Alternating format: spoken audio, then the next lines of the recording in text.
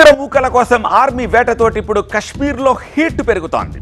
సైనికుల బూట్ల చప్పుళ్లతోటి మంచు కొండల్లో టెన్షన్ వాతావరణం వేడి పుట్టిస్తోంది. అందాల కశ్మీర్లో టూరిస్ట్ స్పాట్లు ఇప్పుడు మూతపడుతున్నాయి. ఉగ్ర పడగ పరుచుకోవడంతో 1-2 నెలల్లో జరగబోయే అమర్నాథ్, కైలాష్, మానస సరోవర్ యాత్రల విషయంలో కూడా టెన్షన్ వాతావరణం నెలకొంది.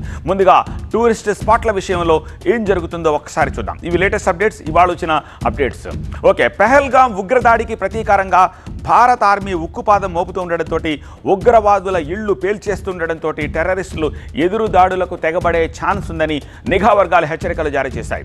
సో కశ్మీర్లో స్లీపర్ సెల్స్ యాక్టివేట్ అయినట్టుగా నిఘా వర్గాలు చెప్తున్నాయి. దీంతో కేంద్రం ముందు జాగ్రత్త చర్యలు తీసుకుంటోంది. అందులో భాగంగా కొన్ని టూరిస్ట్ స్పాట్లను క్లోజ్ చేసేసింది. జమ్మూ అండ్ కాశ్మీర్లో మొత్తంగా 87 ప్రముఖ టూరిస్ట్ ప్రాంతాలున్నాయి. 87. అయితే వాటిలో 48 పర్యాటక ప్రాంతాలని ఇవాళ క్లోజ్ చేసేస్తున్నట్టుగా డెసిషన్ తీసుకుంది. అలానే డజన్ల కొద్ది రిసార్ట్స్ ఉన్నాయి. ఆ రిసార్ట్స్ అన్నిటికీ కూడా తాళాలు వేయించేసింది. అందులో ప్రముఖంగా కనిపిస్తున్నది దూష్పత్రి, కోకర్నాగ్, దుక్సమ్, సింథాన్ టాప్, అచ్చబల్. ఈ ప్రాంతాలన్నింటినీ కూడా మూసేశారు. అలాగే మరోవైపున్న బాంగన్ వ్యాలీ, మార్గన్ టాప్, తోసా మైదాన్లకు కూడా తాళాలు పడ్డాయి. సో ఇలా ఒక 48 టూరిస్ట్ స్పాట్లను ఇక టూరిస్టులను అలౌ చేయకుండా వాటిని క్లోజ్ చేసేశారు.